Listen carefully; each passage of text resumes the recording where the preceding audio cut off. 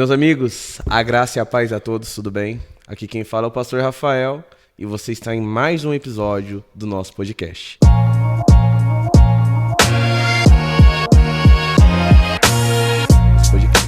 E se você recebeu o link desse vídeo, fique até o final, porque com certeza o conteúdo que nós vamos trabalhar aqui hoje, o que nós vamos falar, vai edificar extremamente a sua vida, amém? E hoje, nada mais, nada menos, eu tenho um amigo muito especial aqui comigo, que é o nosso Pastor Melo. Graças a Deus ele me deu a honra de estar compartilhando essa mesa comigo. E Pastor Melo, se apresente em nome do Senhor Jesus. Saudações em Cristo Jesus a todos que nos ouvem aí nesse podcast, né? Quero agradecer aí, em primeiro lugar, esse convite. Me senti muito honrado de estar aqui participando, né? Quero deixar também essa saudação ao pessoal de casa, a você que nos assiste também. Que Deus possa nos dar entendimento, que a gente possa ter nessa tarde momentos de propósito que ajudará Amém. Bastante pessoas. Glória a Deus. Com as nossas experiências. Amém. Pastor Melo, primeiramente é uma honra, tá? Nossa, graças a Deus a gente está tendo esse tempo. É um tempo oportuno e graças a Deus vai edificar muitas vidas. Mas vamos começar, né? Por que não começar do começo? Quem que é o Pastor Melo? Melhor, quem que é Pedro Melo? Partindo do princípio, o Pedro Melo é um aglomerado de emoções, sentimentos, como todo mundo, né? Porque propriamente a gente parte do princípio para falar quem que é o pastor ou quem que é a pessoa. E muitas vezes a gente fica escondido atrás de uma capa de religiosidade, né? Verdade. Bem na verdade, o Pedro Melo é um homem cheio de falha. É um homem que sente amor, que ama 20 pessoas e odeia às vezes 10. Eu vou falar o que ninguém consegue falar aqui, isso pode ter certeza, né? É uma pessoa que sente frio, sente calor. Eu sou um aglomerado de tudo junto ao mesmo tempo. Mas ao longo do tempo eu consegui ter algum acesso em controlar essas emoções que todos nós temos. Sim. Ao mesmo tempo eu sou brincalhão demais, piadista, e ao mesmo tempo eu sou bravo, nervoso. Às vezes eu prego manso, às vezes eu prego estourado, mas prego. O pastor, né? Pai, avô, irmão, amigo, um pouco de tudo. Esse sou eu. Uau, isso é benção, meu pastor. Isso é bom, já é uma boa introdução, amigo. Uma boa introdução. E Pastor Melo, me diz aí, como é que foi a sua jornada até hoje, meu irmão? Você sempre foi cristão? Não? Como é que foi a sua entrada no Evangelho? Bom, a minha jornada, ela foi uma jornada bem, vamos dizer, acidentária, né? Tive muitos acidentes no percorrer da minha jornada, mas nem sempre eu estive presente no Evangelho, ou seja, nem sempre eu fui evangélico. Eu marquei algumas partes aí, né, segundo o nosso roteiro, e eu me lembro de um rapaz chamado Edmilson Marcos dos Santos. Hoje ele não se encontra mais aqui presente entre nós, mas foi o meu amigo de infância. Olha. Foi o meu amigo de infância ali no Jardim Vista Alegre, zona norte de São Paulo. E tudo que a gente fazia, de bom e de ruim, a gente estava junto. Era amigo mesmo. Era amigo mesmo. Até as namoradas nossas, nós arrumava junto nos parquinhos. Inclusive, né, a minha esposa vai assistir depois, então não tem problema nenhum, porque nós somos bem resolvidos. Já tá bem resolvido nisso. Nós namoramos umas gêmeas e hoje eu namorei a Fabiana, Hoje a minha esposa chama Fabiana também, né? Meu Deus. E o Edmilson namorou a Tatiana e eu namorei a Fabiana, as duas gêmeas, né? Então, assim, nós fazíamos tudo junto, né? Hoje ele não está presente mais, mas foi através dele, como ferramenta, que Deus me chamou para o Evangelho. Olha que né? bênção. Muito cedo, bem novinho. Tinha quantos anos na época? Tinha em torno de 17 para 18 anos. Bem cedo mesmo. E através dele, né, conheci tal, a gente não sabia como que era, os tempos eram bem diferentes de hoje, não é? Bem diferente mesmo, em torno de conceito doutrinário, igreja e tudo. Quem dominava no tempo mais, você não via muita igreja de denominação diferente, era mais Assembleia de Deus, Ministério do Belém, era Ministério de Madureira e Perus, que foi onde Foi onde eu me encontrei com Jesus. Foi? Ministério de Assembleia de Deus de Perus. E aí ele vem me contando aquela coisa toda. Nossa, eu fui num lugar, você tem que ver. Eu vou contar do jeito que ele contou. Sim, é da hora mesmo. Nunca vi lugar tão bom e tal. Eu falei, mas que lugar é esse, né? Porque nós ia em todo lugar bom, nós se divertia. Ele comprou uma bicicleta, eu comprei uma. Então nós ia andar de bicicleta. Tudo era junto, né? Sim. E aí ele sumiu por uns 15 dias. Depois ele voltou. Né? Naquele tempo tinha o Pernalonga, tinha o... turma do Looney Tunes, né? Sim. E aí, não sei se alguém de casa aí, ou de vocês lembra, né? Aí saiu aquele modo de gravata, o Pernalonga, né? Pulando. Aí ele me aparece, né? Com todo social, com Pernalonga na gravata, assim, sabe? Eu encontrei e tal. Eu fiquei olhando, aí não sabia, né, como que funcionava ainda. Eu falei, você tá legal aí que esse Looney Tunes seu. Enfim. Nessa simplicidade ele me trouxe, me levou para a igreja tal, e lá eu conheci Jesus.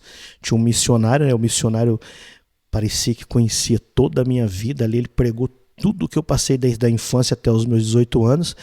Eu fiquei muito impressionado. A partir dali então eu não queria levantar e o apelo veio e eu não queria levantar, algo me segurava na cadeira e tal, e na oração, quando eu fui ver, eu já estava lá na frente com as duas mãos levantadas. Meu Deus. Foi uma benção, já chorando, eu tinha vergonha de chorar na frente dos outros. Hoje eu sou o chorão, o Jeremias da história.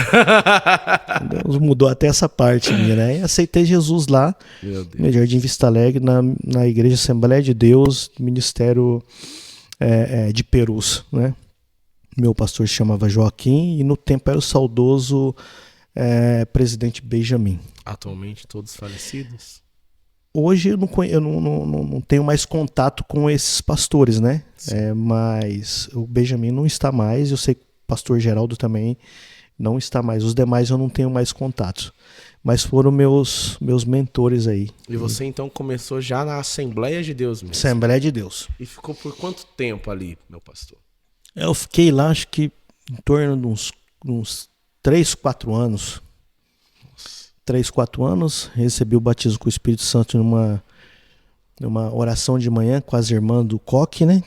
As irmãs é a elite da igreja. Elas que sustentam os pilares, né? Então fui selado ali com a promessa ali com as irmãs, numa oração ali e tal. A irmã me pegou, me colocou no meio da roda e fecha o olho e começa a dar glória. E quando eu fui ver, já tava no poder. Foi batizado, glória! Aí pegou fogo todo mundo e tal, aquela alegria toda. Um caso interessante mesmo que eu passei nesse meu começo é que, por mais que era uma igreja pentecostal, elas eram meio retidas ainda, sabe? Naquela manifestação do Espírito mesmo e tal. Mas a Assembleia de Deus, eu acho que ela sempre foi assim, né? Ou não?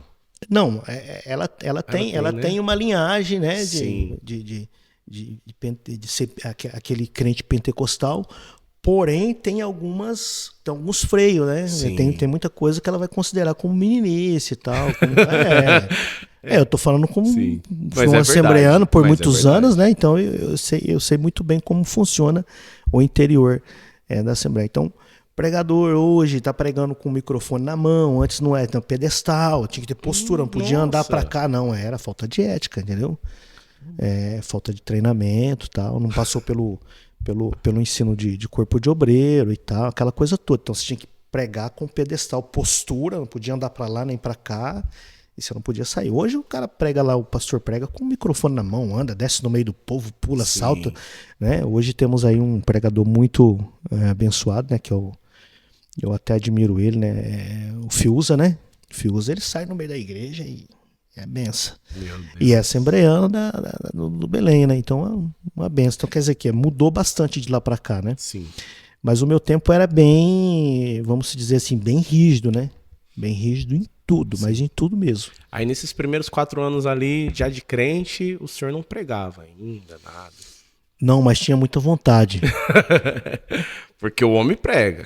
O homem prega. Eu tinha muita vontade e eu não entendia, porque você 4 anos ainda você tá... Ainda tá passando por um discipulado. Não, você tá tomando leite ainda, né? É uma criança espiritual, vamos dizer assim, né?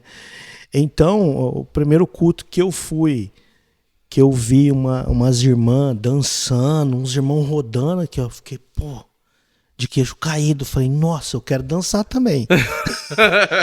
Parece engraçado, mas é verdade. Sim. Eu quero dançar também. Aí eu falava, como é que eu faço pra dançar? Nossa. Aí o irmão falou, é só dançar. Eu falei, mas não é assim. Tem A alguma irmã coisa. tá dançando lá, mas ela tá cheia, né? E aí aconteceu um fato bem inusitado também. Tinha um amigo que se converteu também e veio pra Cristo, né?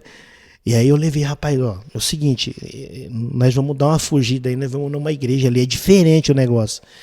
Aí ele falou assim pra mim, então, como que a gente vai fazer? Eu falei, nós vamos andando e tal, mas só que nós vai ter que faltar no nosso culto, nós vamos lá nessa igreja. Chegamos lá na igreja, lá o negócio tava pegando.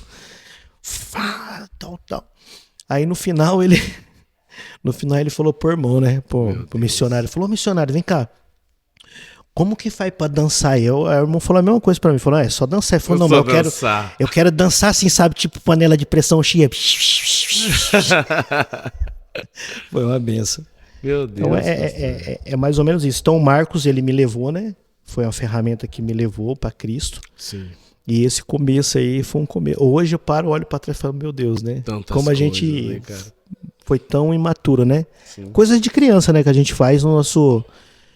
Mas que conversão. No começo é tão gostoso, né, pastor? Fala a verdade. No começo você tá provando ali, não tem como. Pastor, no começo é tudo maravilha, né? Você toma banho cantando, você vai pro culto cantando, você não sabe o que é prova, né? No começo é tudo maravilha, e daí depois vai chegando a maturidade, as provas vêm vindo, com a maturidade vem as responsabilidades. Quer ser obreiro, filho? Então toma, vai ser obreiro. Aí vem o peso do cargo da obra em cima do obreiro. Você chegou então a exercer esse cargo de obreiro na igreja também? Tudo? Não, na verdade, na Assembleia de Deus, não foi bem assim, né? Porque aí eu comecei a participar, comecei a conhecer os mistérios que não tinha assim, não é que não tinha propriamente, não era muito manifesto. Sim. Existia vamos se dizer, uma retenção. E não existia muito, sabe? Acontecia numa festividade ou outra, de aquela explosão de poder. E já em outros ministérios, já tinha isso quase todo dia. Uau. Então eu falava assim, não, eu quero vir pra cá. Uau! Aí foi quando começou. Não, aí depois de, 3 anos que eu tô lá e tal, eu falei, não, vou pra lá, né? Pô, ninguém me deu valor aqui e tal, eu quero pregar, ninguém deixou pregar. Que é tudo um requisito. Eu quero, não, eu queria, mas tava tipo preso ali e tal. Eu falei, não, eu preciso... E quando eu ia lá, já sentia alegria e tal, já ficava, sabe, já queria ir junto com os irmãos. Aí eu ficava com medo, mas se eu dançar e estiver na carne, Deus me mata, peraí. Meu Deus do céu! Porque tinha aquele negócio, né? Não vai na carne não, que senão Deus mata você. Tinha esse negócio no tempo, sabe? Cara. Aí eu ficava com medo, mas se eu dançar e estiver na carne... Aí hoje eu entendo que para dançar eu tenho que estar na carne, né? Senão não tem como que eu vou sair do meu corpo para dançar? Eu tenho que dançar com ele mesmo, né? É verdade. Então, assim, são muitas e muitas coisas na imaturidade que a gente comete lá atrás. Por isso que o apóstolo Paulo falava. Quando eu era menino, eu falava como menino, eu agia como menino e eu tratava como menino, né? Hoje não, hoje eu sou adulto. Então, peraí, mudou as coisas. Eu tenho outra visão, né? Eu consigo ver diferente, eu consigo relacionar o contexto da minha vida, do ministério, familiar e tudo. Então, assim, mudou completamente, né? Que legal, mano. Meu Deus, pastor. Uma coisa que eu ia falar com o senhor é que, querendo ou não, quando a gente se conheceu, eu conheci um evangelista e um pastor. Como que foi para chegar nessa posição, meu querido? Meu amado, na verdade, assim, né? Partindo dessa pergunta anterior, a gente deu uma amadurecida, foi para outro ministério e tal. E eu tive uma caminhada aí no diaconato, né? Teve o diaconato. Não, tinha que ser cooperador e tal, fazer um estudo lá. Mas já era em outro ministério também? Já era em outro ministério. O Senhor é a nossa justiça. Pentecostal. Pentecostal. Tinha umas vigílias. As vigílias daquele tempo era diferente, né, pastor? Era. Não, era bem diferente. As vigílias realmente era vigília mesmo. Era primeira, segunda e terceira vigília. E é tudo oração. Tipo assim, 1 hora de oração de joelho e tinha os diáconos que estavam olhando para ver se tinha alguém orando mesmo. Ou se estava dormindo. Não, se tivesse alguém conversando, aqui não é lugar de conversar. Hoje não tem mais isso, né? Verdade. Hoje o nego tá com o celular na igreja. Estão conversando lá de fora. Estão conversando e tal, mas naquele tempo não. O diácono o menino começava a dar trabalho, ó, tô, seu filho, é seu. Né? Mas é verdade. O diácono veio para colocar ordem no culto, né? Infelizmente a função dele não é. E eu fui o diácono, imagina aí o diácono. Nossa, meu Deus do céu. E aí tem vários fatos inusitados, nós ficar aqui, nós ficar a tarde toda aqui. Pula os fatos inusitados, então. Falando do termo diácono, né? Vamos lá. E aí passei a ser diácono e depois de diácono fui direto para evangelista. Né? Porque comecei a fazer o trabalho aqui, outro trabalho ali.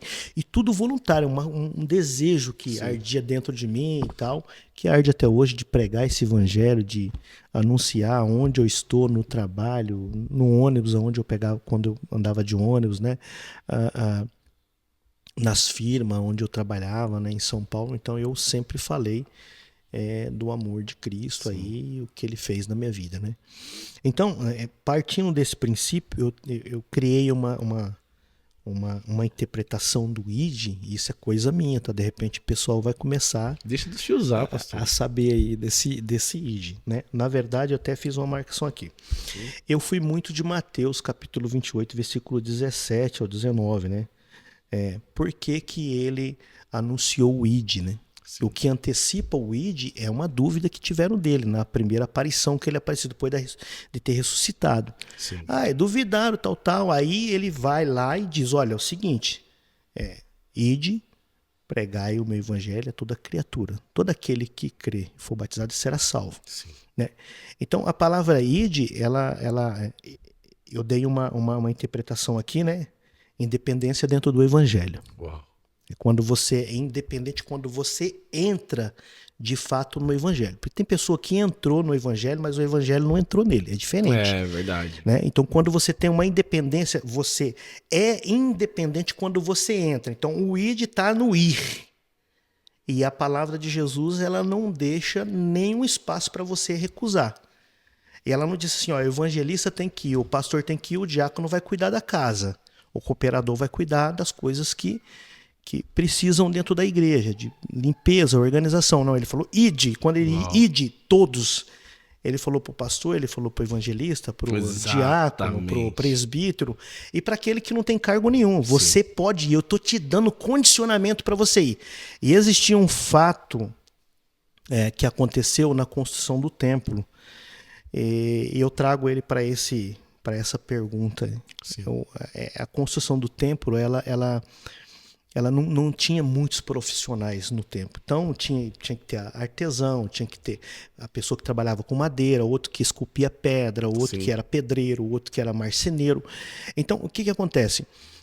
Como o Senhor ele é responsável principal dessa obra, então a partir do momento da construção do Templo de Salomão, quando a pessoa se disponibilizava, disse assim, não, eu vou lá trabalhar, Sim. quando ele ponhava o pé para dentro da obra, meu Deus, descia o espírito de excelência nele. Uau! Então ele se tornava um artesão na hora. Para quê? Para poder cumprir o que o Senhor precisava. Quando ele saía para fora, ele era um homem comum. Então quando o Senhor fala ide, você se torna um dependente dele. Você fala, não, eu tenho esse desejo. Aí o espírito de excelência vem, mas eu não sei, eu não fiz teologia, não... Sabe, aí o Senhor fala, não, mas quem vai usar a sua boca é eu. Meu Deus. Eu que vou te usar. Então, você apenas vai ser a ferramenta para que eu possa chegar em outras pessoas. Meu Deus então, do céu. O que aconteceu no templo lá acontece aqui também. Quando eu falo, eu estou disposto a ir, aí o Senhor fala, eu também estou disposto a te usar. E foi aí que começou, então, e eu comecei. O processo de você chegar onde que ele não chegou. Sim, você sim. Hoje o senhor pastoreia atualmente ou ainda não?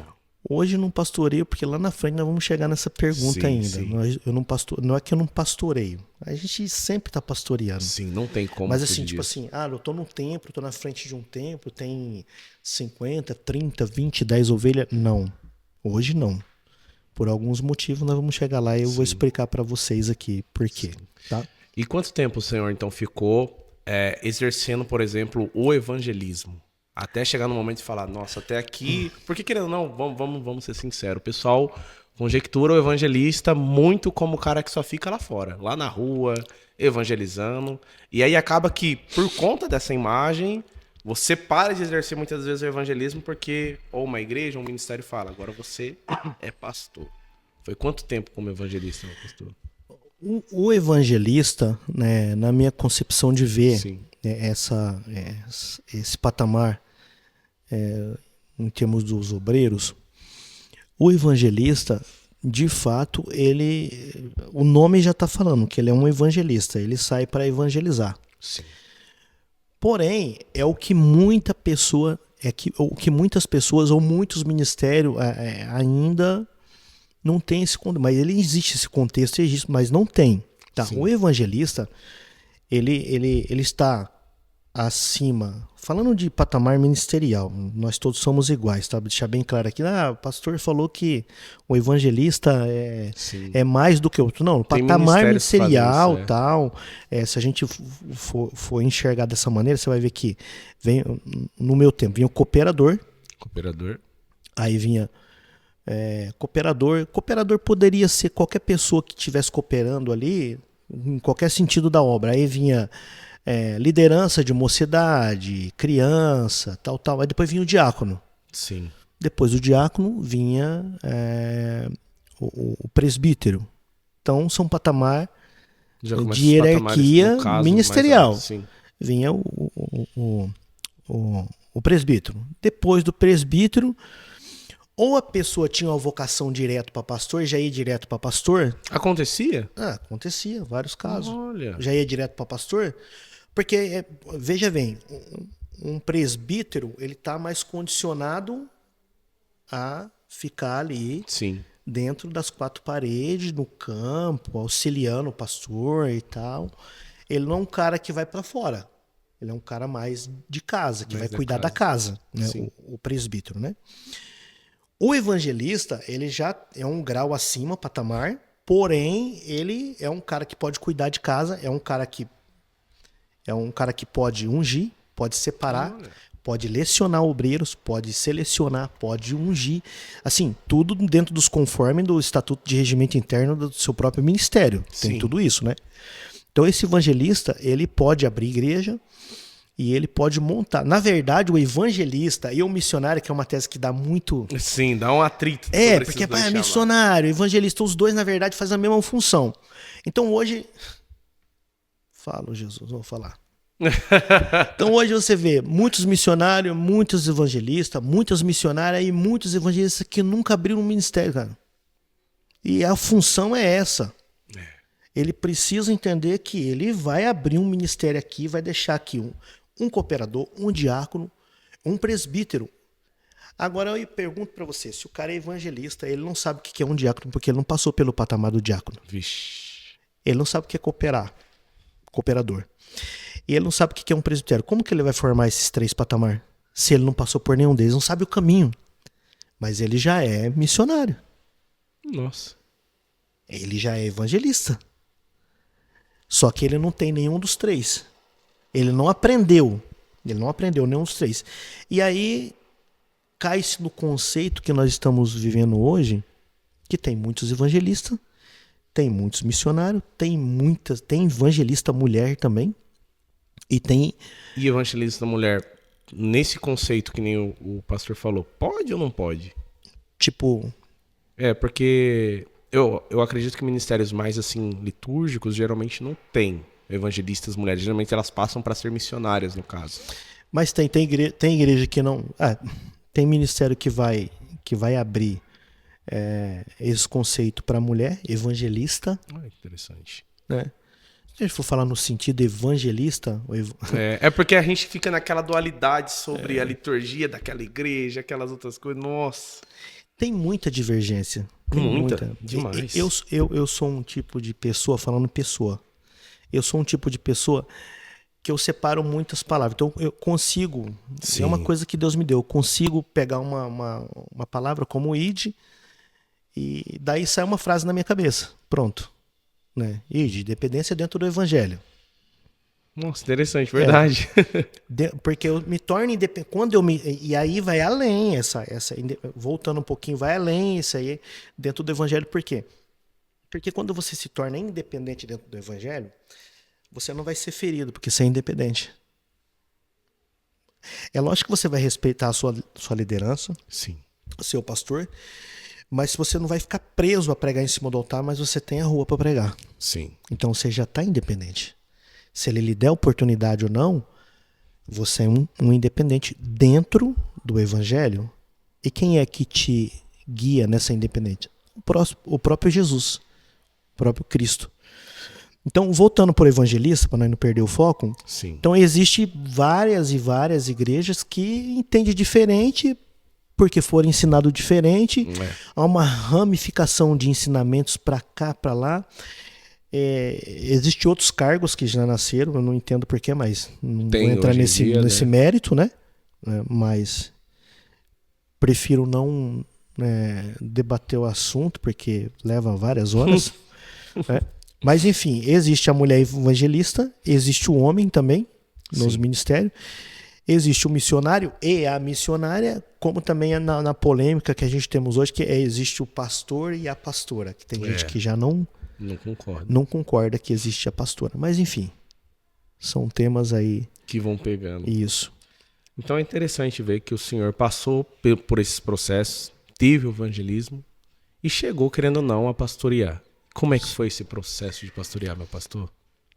O processo de pastorear, eu acho que tenho certeza. Vou tirar o acho, vou dizer, não, tenho certeza que o processo de pastorear, para quem leva a palavra de Deus a sério, para quem não está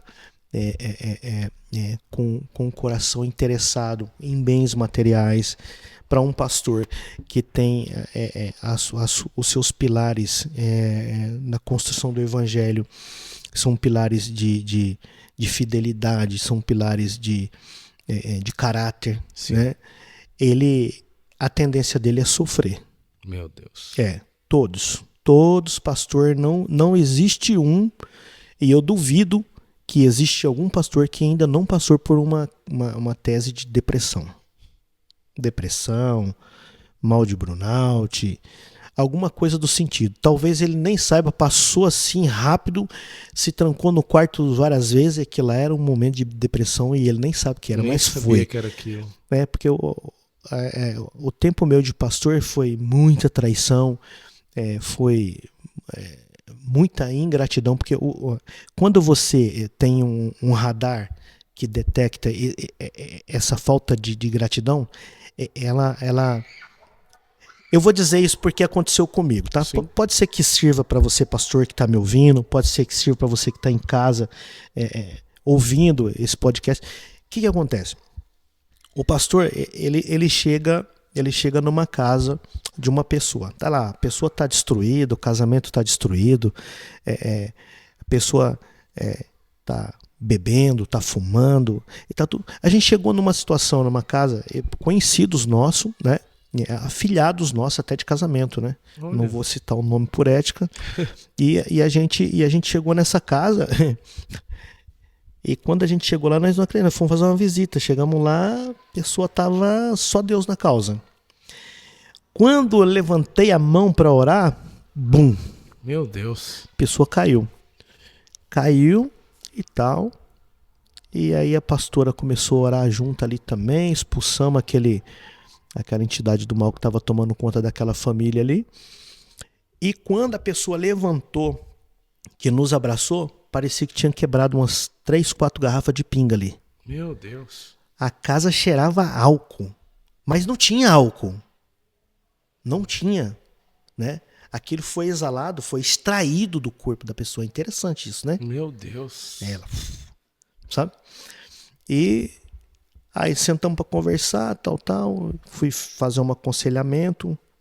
Ele traía ela, ela traía ele. Então era o chifre trocado. Meu Deus. Não dói. E o inimigo no meio, com um banquinho sentado, aplaudindo a situação, o filho desviado, a filha desviada, a casa. Deus. Nós entramos. Pastor, você não vem fazer uma campanha aqui? Vamos fazer uma campanha. Fizemos uma campanha, Deus libertou, uniu o casal, fizemos um voto de renovação de aliança, a casa virou uma benção, o menino voltou, aí falei mistério, aquela coisa toda. Aí começaram a ir para a igreja, a família toda. A menina também começou a cantar, foi uma benção. Deus transformou a casa inteira. pastor, eu já tenho orado para Deus me dar um filho. Aí Deus falou, fala para ela que o ventre dela já está frutificando agora. Aí Deus cumpriu sua palavra, deu um filho. Só que agora o menino virou, ó, não vou hoje porque tá frio. Nossa. Não vou amanhã porque tá calor. Meu Deus. Entendeu? Então como que Deus vai te dar uma bênção para tirar você da presença dele? Então essas coisas começou a me ferir. E a família do nada saiu, foi embora. Veio uma profeta lá não sei da onde, começou a falar o que não era, tudo fora da palavra. Foi embora, não agradeceu. Sabe quando as pessoas não olham para trás e falam assim, obrigado pelo que você fez por mim? Obrigado por você ser uma ferramenta de Deus na minha vida. Não. Sim. Vai embora. E como era a segunda vez que eu estava pastoreando, então eu tinha ainda imaturidade. Então, tipo assim, eu sou uma pessoa que eu me apego muito às pessoas. O senhor tinha quantos anos nesse período? E isso foi há 3 anos atrás. 3 anos atrás. Foi há 3 anos atrás. 3 para 4 anos atrás. Então o senhor pastorou por pouco período mesmo. Pastorear mesmo. Na verdade, eu fui evangelista por muitos anos. Sim. Né? Quando eu te conheci, quando nós conhecemos que eu fui pregar ali na igreja, eu era o evangelista ainda. Sim. Depois daquele tempo, você veja, foi um tempo, né? Mas já era um evangelista que pastoreava já, né? Então, eu fiquei 6 anos pastoreando, 3 anos e meio para 4 anos em cima da minha casa. 4 anos em cima da minha casa. Minha casa virou uma igreja. Sim. E mais 2 anos eu fiquei, foi onde a gente foi para aquele salão. Então foram 6 anos pastoreando. Então, em termos de crescimento, pastoreio ainda estava engatilhando ainda, né? Sim. Ainda estava uma criança ainda. Então, existiu várias coisas que me levaram a grandes desafios, né? Sim. Então, assim, hoje eu tenho uma maturidade, mas eu já tive vários e vários desafios no pastoreio. E pastorear é prazeroso? Mas é sofrimento também. Nós não podemos deixar de entender isso. Porque eu quero ir pro pastoreio. Então, se prepara o lombo. Porque se você for seguir o que tem que seguir... Prepara o lombo porque vai vir pancada. Primeiro porque eu entrei na casa dessa família, eu orei por ela, certo? A partir do momento que eu estou orando por essa família, há um mundo espiritual ali em ação que estava dominando essa família. Opa, chegou um cara aqui para tirar nós daqui. Agora quem que é o inimigo deles? Não é mais a família, sou eu. Você, exatamente. Aí se eu tô revestido junto com a minha esposa, beleza, tem um filho meu que não tá revestido. Então não consegue pegar ele nem ela, não vão pegar a família. Aí vem um cara falar para mim que não tem retaliação. Ah, tá bom então, viu? Vai nessa. Vai nessa. Meu Deus, mano. Não tem retaliação. E é um cara que prega de renome tudo. Ah, não existe retaliação. Não existe retaliação. O quê? Eu falei pra ele, você chega ali. Não tem como, tem sim. Você chega ali num lugar, certo? Sim. E você fala assim, esse lugar é meu. Só que lá tem um monte de mau elemento. Agora, se os caras aqui da terra vai querer matar a gente porque a gente tá querendo tomar o espaço deles ali, não vou falar aqui o que é, certo? Sim. Por que não o espiritual? Exatamente. Porque o mundo espiritual existe. Sim. Ou então, não sei por que a gente estamos aqui, né? Exatamente. E aí a pessoa falou pra mim, pastor, não existe retaliação. Eu falei, então, glória a Deus, porque você nunca passou por uma retaliação, né? Retaliação é o seguinte, é uma perseguição daquilo que você destruiu. Ou seja, o inimigo colocou uma obra na vida daquela pessoa. Você foi lá, orou e tal. A pessoa tá revestida. Saiu dali, expulsou. Aquela casa agora tá limpa, certo? Toda sexta-feira nós ia lá, tal, fazendo aquela oração, cantando os louvores e tal. A casa virou uma benção. Qual que é a intenção do reino das trevas? Falou, esse cara atrapalhou meu plano, eu ia matar essa família, eu já tava com adultério lá dentro, o menino já tava bebendo. Aí vem esse cara aí, manda nós tudo embora assim, do nada. Pera, tem que fazer alguma coisa para se vingar. Lógico que tem, né? Então, houve uma grande retaliação para cima de nós, e eu estava revestido, a minha esposa sim, mas minha filha não estava na presença de Deus.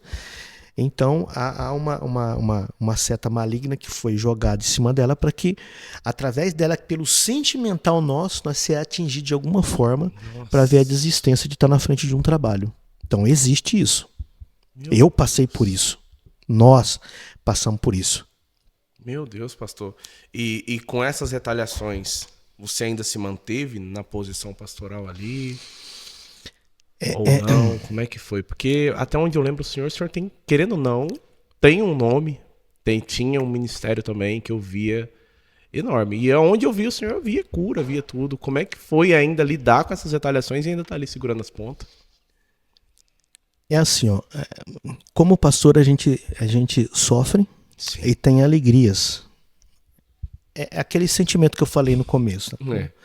Um aranhado de sentimentos tudo embutido num corpo só, e você tem que saber lidar e abrir um nicho e falar, não, esse aqui eu vou trancar agora, sim, porque vai dar problema, eu vou dar lugar para esse aqui agora, para esse sentimento. Então como se diz, ô Paulo, aquele homem que não domina a sua própria língua, não domina o seu próprio corpo, né? Então eu aprendi na marra, dominar isso, dominar aquilo, dominar o sentimento aqui, o outro ali. Então, quando aconteceu essa situação comigo, eu estava em cima do altar. Então, da onde vinha a força para mim continuar? O altar. Falando do altar, você vê que quando os 2 filhos de Arão, eles resolveram fazer aquilo que era mal diante do Senhor, dos olhos do Senhor, e o Senhor matou os 2. Aí Moisés olha para ele e fala assim, ó, não tem luto pra você, hein? Rapaz, isso é forte, hein? Você já pensou seus 2 filhos morrer, você não poder fazer enterro dos seus 2 filhos? Você não poder se despedir dos seus 2 filhos? Você não chora, se você chorar você morre, eu te mato também. Meu Deus do céu. Aqui, Deus é ruim? Não é que Deus é ruim, é que o pai também viu os filhos fazer tudo de errado o tempo todo, mas não tomou atitude nenhuma. Sim. Então ele era, assim, em partes, se a gente for ler a história, ele é conivente com isso. Ele não praticava a mesma coisa, mas é o que eu falei, acabei de falar, falei ontem. Eu falei, o omisso é pior do que o praticante, porque o omisso sabe que pode mudar a situação e não muda, é o que o Senhor falou na sua palavra. Ele falou o seguinte, ele falou assim, ó, se você sabe se o teu irmão peca e você não avisa dele, o sangue dele Então o cara fala assim, pô, eu saí do crime, vim pra igreja, agora eu não sou cagueta. Na igreja não tem esse negócio de cagueta não, meu irmão. Na igreja tá o que tá explícito ali, é você salvar a vida daquele que tá pecando. Falar, meu irmão, você tá no caminho errado, se Jesus vir agora, você vai ficar, o inferno é o seu lugar, infelizmente. Não tem rodeio. Então, mas como você vai falar isso com as suas palavras? Eu tô falando direto aqui, mas na verdade a gente vai na palavra e falar assim, ó, isso tá errado. Você tá agindo errado, tal. Sim. Então a gente viveu esse tipo de situação. E o altar foi e ainda é o nosso lugar de abastecer o combustível da fé, vamos supor assim. Né? Porque o que acontece? Quando Arão não pode chorar e não pode enterrar os seus filhos, quem pegou os filhos dele para tirar para fora, e outra, não vai enterrar aqui dentro não, é fora da tenda. É fora do acampamento, porque desonrou o que era santo e tornou isso profano. Meu Deus. O que acontece? Ele não pode velar, não pode chorar, não pode nada. Enterrou. Sabe o que é isso, cara? Eu paro para pensar, pra você se marcar, você fica doido. Eu, no lugar de Arão, ficaria louco. É meu filho, né? Sim. Mas ele cumpriu. O que ele fez no outro dia? Colocou o peitoral com as 12 pedras. Fez o serviço. Colocou a túnica e entrou no templo para adorar. Vou sacrificar. É muito forte isso. Meu Deus do céu. Eu vou sacrificar. E quando ele entra, uma das vezes que Deus fala claramente com ele, porque Deus falava sempre com Moisés, sim, é Deus falar, não, eu não quis fazer isso. Meu Deus. E ele baixa a cabeça e fala, Senhor. Nossa.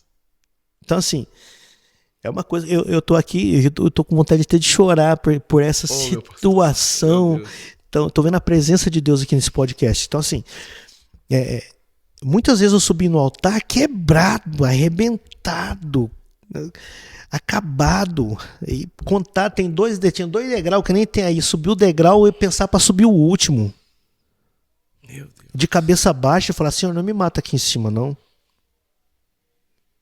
Você tem coragem, pastor, de interagir como eu estou interagindo aqui?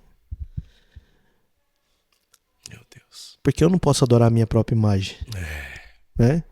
Ah, eu sou pastorzão, nunca não. Eu tive isso várias vezes. Várias vezes eu subi quase caindo. Porque a guerra estava travada, o inferno estava em cima de nós. A gente estava mexendo no ninho de Satanás, mas a referência era tão grande, a identidade espiritual que nós estávamos construindo era tão grande, que lá no centro de Macumba, lá no Rio Grande do Sul, alguém foi fazer lá um passe e alguém falou assim: eu conheço aquele pastor e aquela pastora. Eu nunca fui lá, irmão. Meu Deus. Eu conheço o pastor lá. Meu Deus. E a gente se alegrou porque até depois a gente não está pastoreando, essa pessoa veio em casa e falou assim: ó, fui dentro do centro de Macumba, cheguei lá, tive que vir embora. Por quê? Porque quando eu cheguei lá, o espírito que estava na mulher falou: conheci o senhor e a senhora aí. Eu falei: mas como assim? Eu nunca fui lá. Não, mas ele conhecia. Então, identidade espiritual. Né?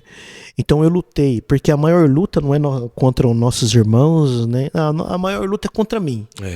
Eu estou em uma guerra constante contra mim, contra os meus sentimentos, contra as minhas atitudes, contra o que eu vou fazer, contra as minhas decisões, se vão ser boas ou ruins. E elas querem, né? Porque o apóstolo Paulo falou: aquilo que eu quero fazer eu não faço, mas aquilo que eu não quero fazer, quando eu vou ver, eu já fiz. Mas nisso também eu sei que a misericórdia de Deus é grande. Então muitas vezes eu vi que a misericórdia de Deus é grande e muitas vezes eu falei: opa, põe o pé no freio, não vou não. Meu Deus. Né? E mesmo precisando, mesmo na prova, mesmo na dor, na luta, eu não vou preferir adorar. E subir ali com a mão no coração, com lágrima nos olhos, e dali a pouco Deus revestir. E no dia que a gente não tem nenhuma palavra, porque pode ter teologia, pode ter faculdade, pode ser mestrado, tem dia que o Senhor fala assim: eu vou arrancar tudo de dentro de você que você aprendeu na prática e na teoria, você vai ser dependente meu. Você baixar a cabeça ali e falar: Senhor, é a tua igreja, me usa mais uma vez. E daqui a pouco o Senhor te usar como Ele nunca te usou, que faculdade nenhuma entrou naquela pregação, mas a glória de Deus invadiu a casa e tomou toda a igreja, e você vira criança na hora. Meu Deus. É uma benção. Sr. Melo, contando tudo que o senhor já falou até agora, tudo que o senhor apontou até mesmo dentro desse assunto, qual foi o momento que o senhor conseguiu identificar que era uma batalha espiritual, tudo que você estava passando, ou que era já algo psicológico, algo do físico que precisava ser tratado? Eu, particularmente, sou uma prova viva disso. Sim. A gente passou por 2 momentos de depressão. E o primeiro momento eu cheguei no grau 2. O segundo momento eu cheguei no grau 2 mais o burnout junto. Eu já cheguei pro hospital e... Cara, vocês têm noção do que é um pastor pedir pra mulher despedir da filha que tinha certeza que ia embora?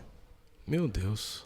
Olha onde o espiritual ele se funde com o psicológico. Porque assim, você sente uma opressão espiritual e essa opressão espiritual, lógico, ela vem no quê? No seu corpo. Sim. E aí ela faz o quê?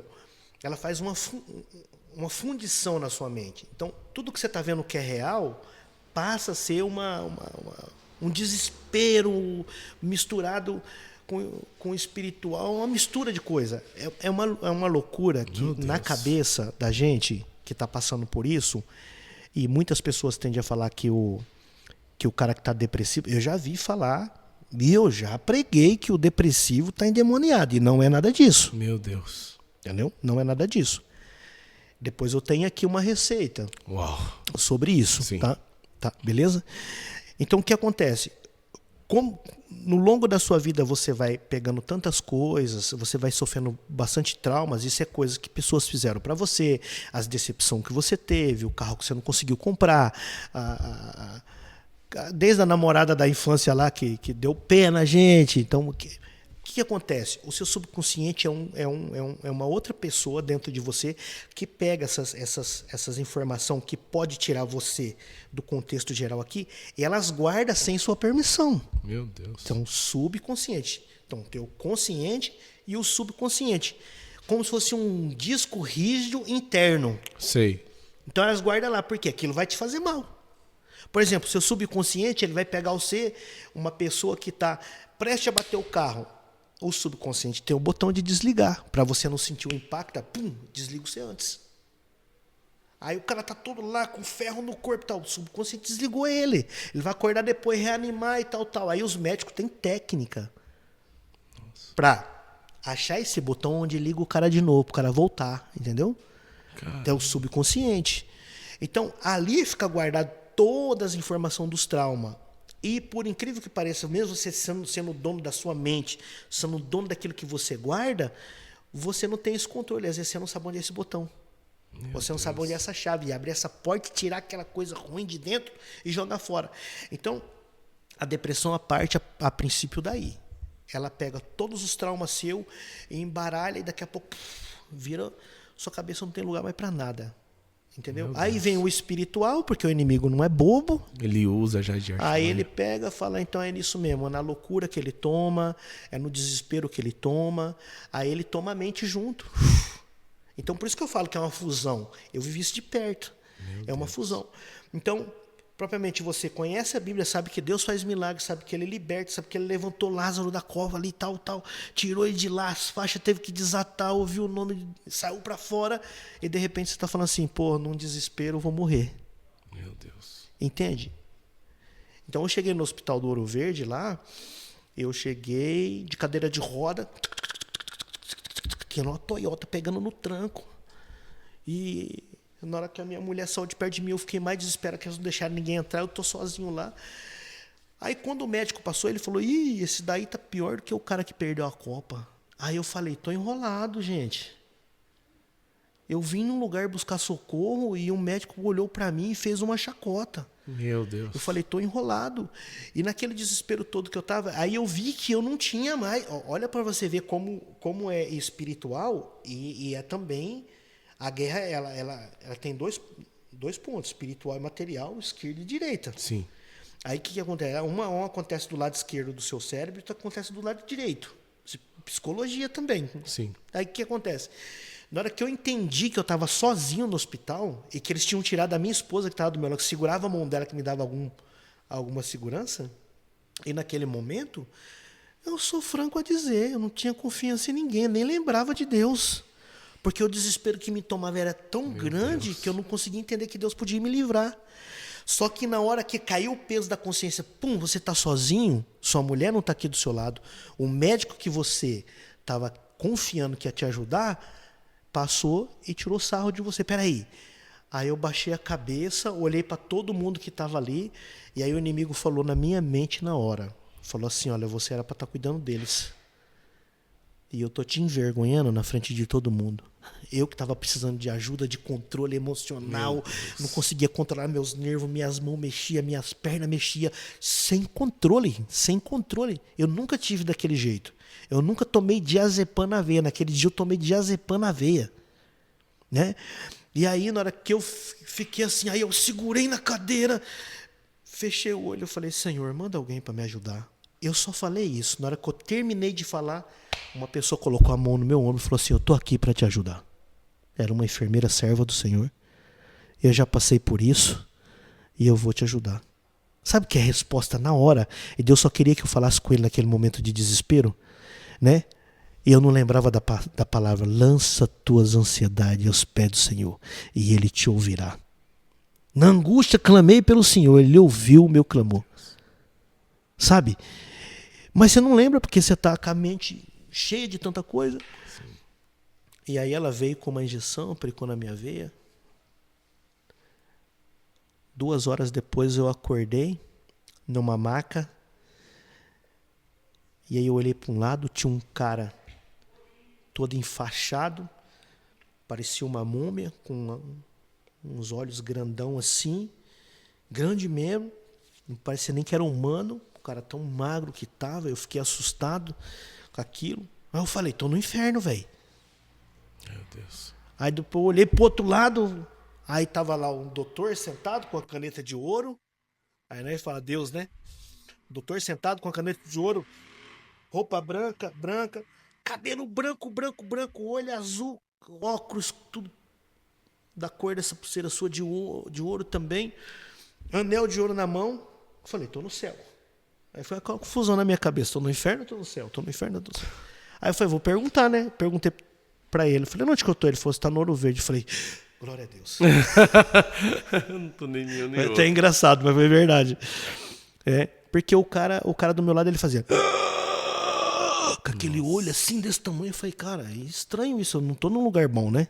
Meu Deus. Então, aconteceu isso comigo. Então, para mim, o que eu senti é uma fusão dos dois. Sim. Os dois tentando, tanto a parte psicológica, que é a psique, certo? Sim. Com a parte espiritual, os dois. Nossa. Mas tem uma parte que domina todos os dois, que é o poder de Deus. Quando eu clamei com o coração aflito, a resposta veio na hora. Então, eu passei por isso também. Então, para mim, é uma fusão dos dois. Meu Deus.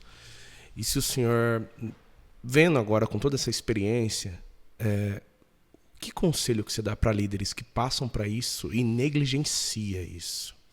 Que olha e fala, não preciso disso, não estou passando por isso nem aquilo. Porque é nítido que tem muitos pastores, muitos líderes de ministério que passam por esse tipo de situação, mas lidam, às vezes, dentro da base da ignorância mesmo. Eu tenho um texto aqui.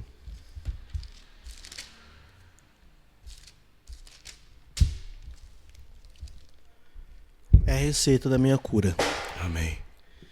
Romanos capítulo 12, versículo 1. O apóstolo Paulo vai dizer: roga, irmãos, pois pelas misericórdias de Deus, que apresentei os vossos corpos em sacrifício vivo. A palavra rogo para você soa o quê? Clamar, pedir. Ele tá vendo a situação dos irmãos, ele tá falando, cara, abre os olhos, eu imploro que você apresente o seu... Você tá cultuando errado. Seu corpo tem que ser vivo em sacrifício. Não é se sacrificar o corpo, é diferente. Sim. Vivo em sacrifício, né? Ao Senhor. Aí, santo, agradável a Deus, que é o vosso culto racional. Ele fala, cara, você tem que adorar com inteligência. Tem muita gente adorando na emoção. Meu Deus. E Deus está pedindo para a gente adorar na inteligência. Ele falou, eu te dei um cérebro para você raciocinar. Você precisa me adorar com... Eu recebo a adoração com raciocínio. Adoração. Ele está dizendo, sem raciocínio eu não aceito. Não é qualquer adoração que Deus... Ele já está falando, não é qualquer adoração que eu aceito. Tem que ser racional. Ou seja, eu preciso... o cara foi tomado aqui, saiu quebrando tudo. Sem racional. É irracional. Eu já fui numa vigília que o cara saiu rodando e pum, mas deu uma bufetada no... Meu Deus. Rodando no cara. E ainda bem que o irmão era espiritual, que tinha uma janela, ele só via as duas perninhas dele virando pro lado de lá, e ele, glória, glória, Senhor, glória.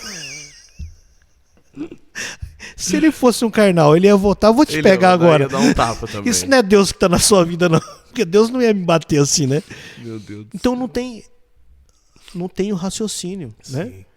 Então, a adoração precisa ser racional, né? Precisa ter raciocínio. Aí depois o 2. E não vos conformeis com este século, mas transformai-vos pela renovação da vossa mente. Aqui é um gatilho, pessoal. Meu Deus.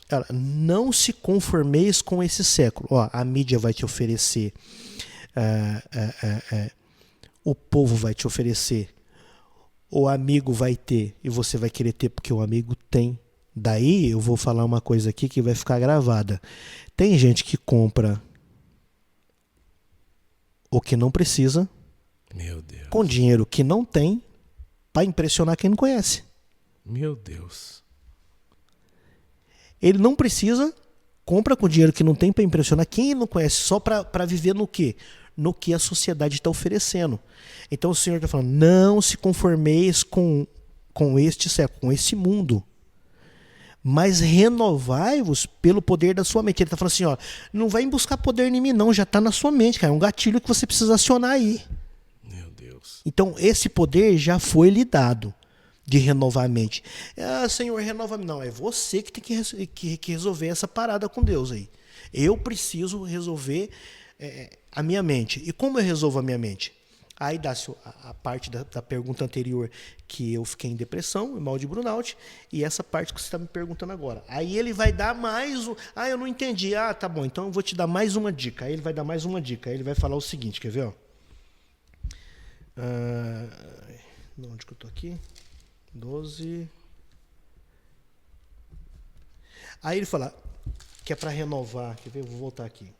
Eu não vos conformei com este século, mas transformai. Está falando de transformação pela renovação da vossa mente. Ele fala assim, se você não tiver uma mente transformada, você não vai ser renovado. Meu Deus. É claro, só que tem os códigos para nós definir aqui, né? Aí depois ele fala assim, para que possais experimentar. Qual é? A boa, a perfeita e a agradável vontade de Deus. Então, em outras traduções vai estar assim, esvazia a vossa mente. Pega um computador que tem 1 terabyte de informação para ser armazenado, coloca 2 terabytes para você ver o que vai acontecer com esse computador. Não suporta, trava. Pega um celular que tem 128 GB, joga 150 GB nele, ele começa a ficar vermelho, começa a travar. E nem as coisas mais simples, as tarefas mais simples, ele não consegue fazer porque ele trava. Esvaziar a mente. O senhor está falando, troca o cartão de memória, meu filho. Troca, esvazia aí, dá um reset nesse cartão de memória. Tem muita coisa que está na sua cabeça desde a infância que Deus quer tirar porque está tomando o lugar da glória dele. Ele quer fazer tanta coisa na nossa vida, mas não pode porque nós está cheio de tanto lixo dentro de nós. Vamos falar a verdade aqui? Tanta coisa que não presta. Tem gente que está dentro da igreja e não consegue perdoar. Adora isso, aquilo, outro, mas está com a falta de perdão dentro do peito. Está doente, pior do que a pessoa que feriu. E o perdão é dado para quem não merece. Exato. Mas eu não entendo. Eu quero o perdão de Cristo, mas não quero perdoar quem me ofendeu. Meu Deus. Então isso fica tomando o lugar da glória. Deus quer usar a pessoa, quer dar uma ferramenta, mas não pode. Por quê? Porque o lugar da ferramenta já está tomado pela mágoa. Meu Deus. O lugar da ferramenta já está tomado pela dor. E eu não consigo, porque o meu ego é mais forte do que a palavra de Deus. A minha razão em ter razão é mais forte do que eu. Eu não consigo dominar isso. E o Senhor está falando, esvazia a mente, joga fora. Pega esse cartão, quebra. É verdade. Joga ele, coloca outro cartão. Coloca o cartão de Cristo. Meu Deus.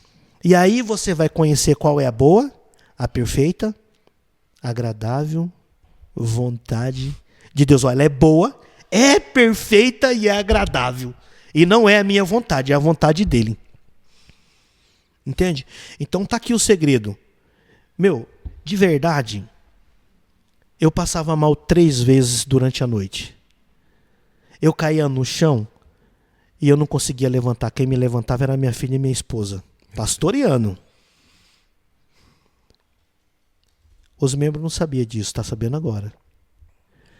Então, eu era atacado de noite, porque nós somos o alvo. Sim. Se eu derrubar o líder, com certeza os liderados vão se dispersar pelo meio do caminho. Sim. Eu era atacado de noite. E aí, quem me levantava era a minha esposa. Aí eu descobri. Eu li tantas vezes isso aqui. Eu li tantas vezes, pastor, e a gente lê, porque a gente tem que pregar, então a gente lê, mas passa desapercebido nos nossos olhos. Passa. E assim, é uma palavra tão conhecida, que a gente deixa passar batido, porque é conhecida. Por exemplo, o Senhor é meu pastor e nada me faltará. Nós pregamos isso só para que nos retenha o bem. Mas não vai faltar tristeza também. Não vai faltar dor. Não vai faltar perseguição. Ele fala nada. Quando ele fala nada, ele está contextualizando tudo. É verdade. Então a gente só quer as coisas boas, né? Mas as provas... as provas, as lutas, nós não quer. Então assim, se a gente for ver esse texto aqui, quando eu entendi esse texto aqui, aí eu vou falar a minha verdade. E talvez eu não seja aceito em muitos altares daí, eu não sou um pregador de renome, porque eu não consigo me adorar. Tá certo.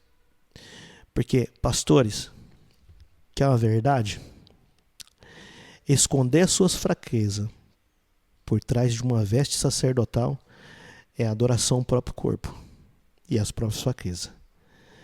Mas revelar a elas é uma questão de caráter. Então, quando você esconde quem você é para manter a sua posição pastoral, é adoração. E Deus não divide, não dá e não empresta para ninguém. Então vai ser difícil você entrar no céu. Aí eu entendi como eu estava e eu vim aqui. Jó 42.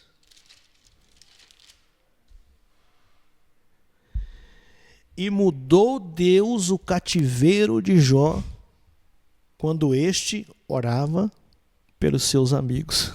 Meu Deus. Sabe qual era a oração de Jó? Deus abençoe meus amigos. Mas se você voltar para trás aqui, você vai ver que é os capítulos inteiros, esses 3 amigos, cara. Eram os caras que estavam no churrasco, eram os caras que comiam na mesa do Jó, eram os caras... Quantas filhas ele tinha? 7? Era. E 3. Faz a conta comigo. Quantos dias a semana tem? 7. 7. Ele tinha 10 filhos. A Bíblia vai dizer que cada um marcava a data do banquete, porque não, amanhã é eu.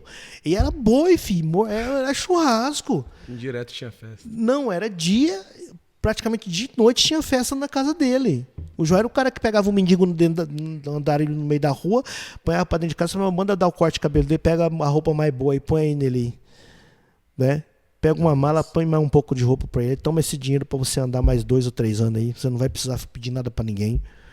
Dava banho nele, cortava o cabelo, dava o melhor perfume pra ele. Agora você pode ir, agora você é um viajante de verdade. Esse era o Jó. O Jó era o que ia orar pelos filhos, que estava só banqueteando e não queria saber de nada com Deus. Então, 7 dias por semana e tinha 10. Então quer dizer que não dava tempo. Era festa, segunda, festa terça, quarta, quinta, sexta e sábado tinha festa. E quem estava lá? Os 3 amigos de Jó, almoçando, jantando, tomando café da manhã. Na mesa do Jó. Ô, meu amigo, porque quando você tá bem, né, todo mundo é seu amigo, né? E quando daqui a pouco, quando o cara tá com um caquinho de telha na mão, né? Mudou tudo a realidade, não era mais amigo e começaram a apontar ele o tempo todo. Quem leu o livro de Jó sabe do que eu tô falando. Só que no 41 aqui, o Senhor vai falar assim para ele, fala, ó, o negócio é o seguinte, vocês não acusaram o Jó o tempo todo? Então, você vai pedir pra ele orar. Se ele orar, eu escuto. Agora, se vocês orar, eu não escuto, não. Meu Deus do céu. Já viu o cara que fez o mal pra você te vir pedir oração? Acontece muito isso, viu? Acontece. Aí você tem que amar. Você vem cá, meu filho, dá um abraço, um beijo. Fala, eu vou orar por você agora. E ora pela pessoa. Aí, ô João, ora por nós aí, meu. Né? Tá enrolado, viu? Deus quer pegar nós agora. Nós não quer ficar que nem você, não. Mais ou menos isso, né? Traduzindo nos miúdos, que nem diz o outro. E aí o Jó foi orar. E quando ele dobra o joelho para orar, o céu, eu acredito que o céu está assistindo e que o inferno está torcendo. Não, agora ele vai falar. Porque, irmão, fala a verdade, velho. Se fosse eu, ô Senhor, mata esses 3 aí logo, vai, que eles me acusaram o tempo todo. Já poupa logo. Não é, fiapo, né? Pô, esses caras comeu na minha casa, cara. Esses caras comeu na mesa da minha casa. Esses caras não foi anos comendo na mesa da minha casa. E aí me falar que eu tô em pecado, eu conheço a minha vida, que eu mereço esse castigo, né? Põe a mão no nariz, manei a cabeça, não me ajudaram, não me deram nem o caco de telha. Mas esses caras não, mata logo essas pragas aí, Jesus. Meu Deus. Não é o sentimento nosso, vamos falar sério, né? É. Querendo ou não, o ser humano, ele sente E o inimigo esperava isso, que ele tivesse cheio de mágoa no coração. E o inimigo esperava isso de uma noite que eu estava lá na minha depressão, na depressão que estava me possuindo, o psicológico, o espiritual. O inimigo esperava isso. Quando eu li essa parte aqui, e Jó mudou a sorte, o cativeiro de Jó, quando este orava pelos seus amigos. A Bíblia podia falar que era inimigo aí. Verdade. Mas não é. É porque a Bíblia ela vai citar nos autos a verdade que ele orava. Ele orava, Senhor, abençoa meus amigos. Rapaz, o inferno esperava. Ele, mata. Senhor, você viu o que eles fez comigo? Não quero não. Senhor, abençoa meus amigos. Meu Deus. O inferno inteiro caiu por terra. O céu entrou em festa, Deus falou, não, dá tudo dobro pra esse cara aí, vai, dá logo. Vai, desce lá, anjo, vai. Tinha 7 mil, dá 14 mil, tinha 3 mil boi, dá 6 mil boi pra ele. Rapaz, Deus é muito interessante. Porque ele foi orar pelos amigos. Deus mudou o cativeiro dele. Então, se nós não entender que a nossa briga não é contra a carne nem contra o sangue, mas é contra aquilo que possui as pessoas que se levantam contra nós vamos ter inimigo carnal. Mas se nós entender que o nosso inimigo não é carne nem é sangue, mas sim espírito, nós vamos amar aquele que nos odeia. Porque o próprio Jesus falou, esse é o evangelho dele, e nós às vezes passa batido diante dos nossos olhos. Alguém foi chegar para Jesus e falar, era só 70, meu irmão. Alguém foi chegar para Jesus, o senhor tem que perdoar 70 vezes no dia, 7 vezes no dia, aliás, era 7. Sim. Aí Jesus falou, não, na minha matemática o 0 não vai para a esquerda, vai para a direita, eu vou aumentar um 0. Falou, não, é 7 não, vou colocar uma vírgula, essa é 70, tá bom? 70 não, eu vou colocar mais um negocinho que tem na matemática chamado vezes 7. No dia. Aí o cara foi saindo de cabeça baixa, triste, porque alguém deveria ter pecado contra ele naquele dia. Ele falou, 7 vezes, não aguento não, no dia não. Aí Jesus falou 70 vezes 7, acrescentou tudo isso na matemática. Ele saiu bem de cabecinha baixa, de repente o senhor falou, não, volta aqui. Volta aqui, não vou ensinar um pedacinho do meu evangelho para você, qual que é o reino do céu. Viu? E te digo mais, amai quem vos odeia e alimentai quem vos persegue. Como que eu vou amar quem me odeia? Como que eu vou alimentar? O cara tá com uma peixeira atrás de mim, querendo me matar, e daqui a pouco eu não vou conseguir te matar porque eu não comi ontem e agora me deu uma tontura aqui e eu não consigo nem te acertar. Não, vou te dar um prato de comida pra você continuar correndo atrás de mim, porque Jesus falou que é pra me te alimentar, mesmo você me perseguindo. É forte, né? É forte. Pois é isso que é o evangelho. Em resumo. Em resumo, é isso. Amai quem vos odeia e alimentai quem vos persegue. Foi Jesus que falou isso. Sim. Então é isso. Pastor Melo, a gente tinha outros temas para debater, mas o tempo não espera. A última pergunta que eu quero te fazer, meu amigo, eu acho que não é nem bem uma pergunta, mas algo que vai motivar também as pessoas. Porque como um pastor, você passou por muito. E depois de um testemunho desse, todos esses pontos falados, o que você falava? O que você poderia falar? Ou o que seria como um combustível? Algo que deu forças para você. Porque querendo ou não, se hoje você tá aqui é porque você venceu. Certo? Sim. Eu creio que hoje você tá forte. O que foi como combustível para ti? Que te deu força dentro do ministério? Que você usaria também como combustível na vida de alguém? Dependência. Dependência. Total de Deus. Meu Deus. Dependência. Nem faculdade, nem teologia, nem amigo você tem, mas um amigo vai falhar. Às vezes até o cônjuge que falha. É dependência. Tem que depender. É chorar na presença dele. Mesmo passando por sufoco, chorar de alegria. Obrigado por o senhor ter colocado essa prova na minha vida, porque ela está como um esmeril me afiando para ser uma ferramenta afiada na tua presença. Obrigado, Jesus. Chorar e aceitar com alegria o que ele manda. Meu Deus. É dependência. Sim. É dependência, total dependência. Alguém vai falar assim, mas não confia no homem, porque não. Existe a confiança no homem, mas existe a dependência de Deus. É dependência. Tudo no ministério, se a gente for dependente dele, tudo que a gente for fazer, a hora que a gente for pregar, a hora que a gente for orar, se a gente for dependência, não existe uma entrega sem uma renúncia, e não existe uma renúncia sem uma entrega. Os dois se atrelam uma na outra, os dois são um casal que faz uma fusão dentro de nós. Então, quando eu desço na presença do Senhor, eu não sou nada. Sim. Eu não sou nada, eu não sou ninguém. Tudo que há em mim é indesprezível. E o que está em mim, que é ele é tudo. Meu Deus. Ele é tudo. Então, se não for assim, ele não vai ter o sucesso no que a gente fala no sucesso, né? Não vai ter esse sucesso no ministério. Se não tiver uma renúncia, né? Se não tiver uma dependência junto com a renúncia. Sim. Então é renunciar a tudo e ser dependente. E quando você é dependente, você tira tudo que é do mundo, né? Eu não sou desse mundo. Quem é amigo do mundo não é meu amigo, está escrito. Mas quem é amigo do mundo é meu inimigo. Então é você se separar, né? ser um instrumento separado, ser um ungido que é separado, né? Se tornar dependente. Eu vou dizer para vocês aqui, eu sou dependente totalmente de Deus. Eu sou faz acho que 20 anos que eu sou autônomo. E todo dia eu sou dependente. Meu Deus. Todo dia. Tem 30 mil para me pagar no final do mês. Eu não tenho 2, né? De onde que vai vir? Não sei.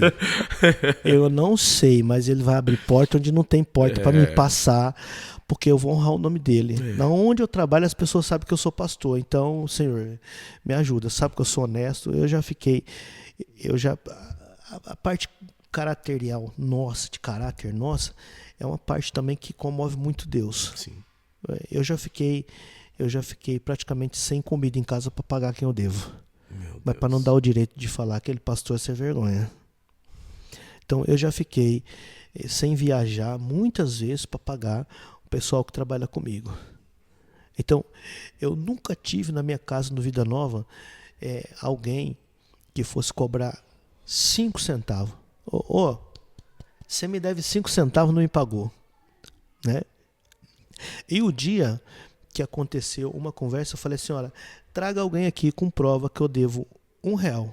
Meu Deus. Que eu saio com a minha família dentro dessa casa, essa casa é sua. Com os carros que tá aqui dentro é seu. Vai ter que provar.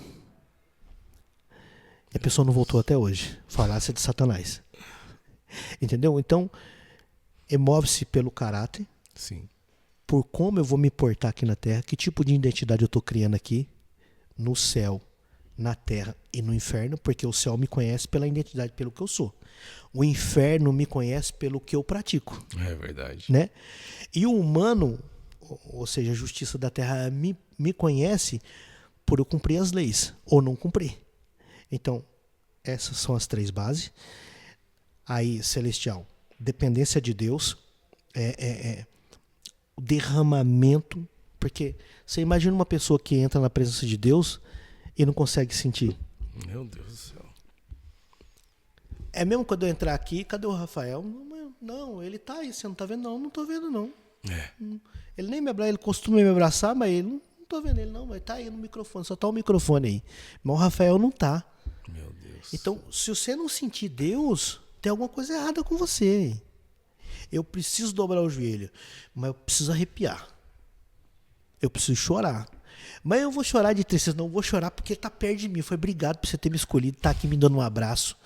Obrigado, enquanto muitos, o mundo me despreza, o Senhor me abraça e me ama. E você chorar ali, e você levantar. Ai, rapaz, eu tô querendo uma pena hoje. Olha que maravilha, Deus falou comigo, me abraçou no quarto ali. E alguém olhar para você, você tá com semblante bonito, o que tá acontecendo? Eu acabei de falar com Deus. Então meu Deus, isso. Meu. Amém, meu querido. Pastor, muito obrigado. Foi uma honra minha. A gente vai ter uma parte 2. Tem que ter uma parte 2, tem que acontecer uma parte 2, porque não pode ficar só nisso. Não pode parar só aqui. E eu creio que muita gente de casa foi edificada. E também, muita gente de casa foi despertada.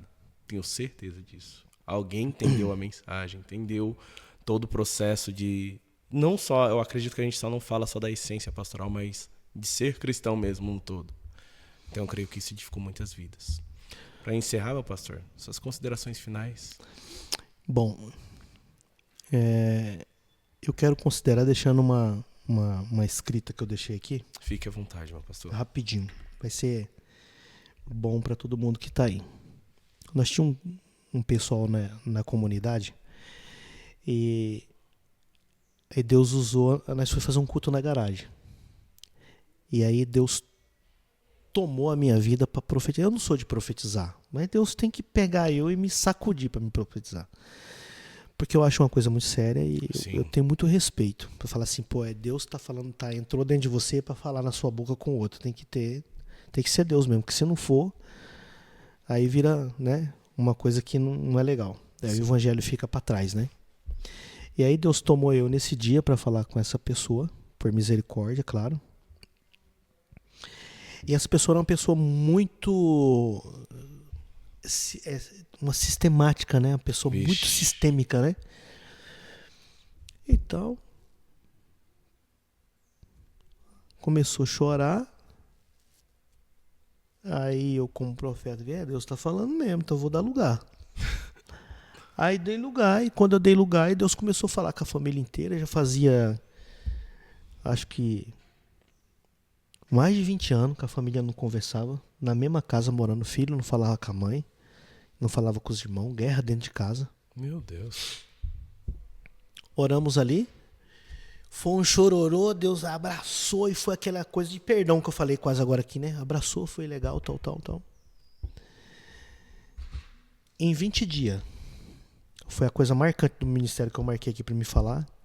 Então me perdoa de eu tomar esse Deixa tempo. dos tios, né?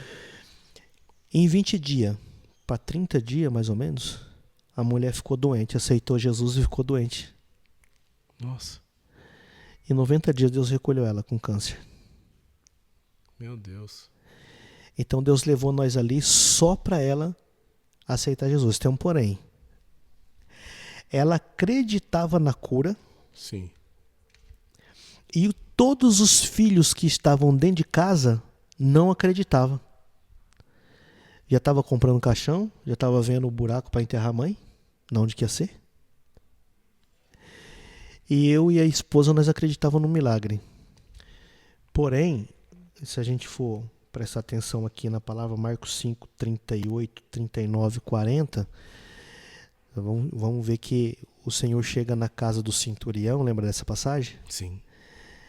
E lá tinha um monte de gente chorando, porque a menina já tinha morrido, né? A cura da mulher do fluxo de sangue veio no meio do caminho, tal. A menina tinha 12 anos e a mulher do fluxo de sangue tinha 12 anos também, né? Então, quando a menina nasceu, a mulher entrou no fluxo de sangue. Meu Deus. Quando a menina foi curada, era a idade do fluxo de sangue da mulher. E Deus fez os 2 milagres num dia só. Sim. Quando ele chega na casa, tá todo mundo alvoroçado, chorando. Tinha uns planteando, né? Você sabe o que essa palavra diz, né? Tinha as... Eu esqueci o nome que se dá. Tinha umas pessoas que era paga pra chorar. Pra colocar emoção no negócio, sabe? Olha. É. Eu esqueci o nome. Depois você pesquisa pra você ver. Essas pessoas eram pagas pra chorar. Então tinha um monte de gente lá chorando. Quando Jesus chega, ele fala assim: por que esse alvoroço e por que vocês estão chorando? A menina, e não deixou eles responder, a menina apenas dorme. Lembra dessa passagem? Sim. Aí os que estavam chorando começaram a rir dele. Olha que coisa, agora há pouco estava chorando e o Senhor veio fazer um milagre e quem, sobre a palavra dele, começaram a dar risada, certo? Sim. Aí o Senhor fez o quê? Entrou na casa, colocou todo mundo para fora. Sim. Falou assim, ó, já que vocês não têm fé. Entrou ele, a mãe e o pai da criança. Salvo engano, o discípulo, né? E ele pegou pela mão da menina e falou: Tabita, eu te ordeno, né? E ela ficou em pé, reviveu, certo? Meu Deus. No caso desse pessoal, eu vi, Deus não fez um milagre por causa da incredulidade. Meu Deus. Porque ela queria viver. Mas ninguém que estava na sala ali acreditava que ela poderia viver.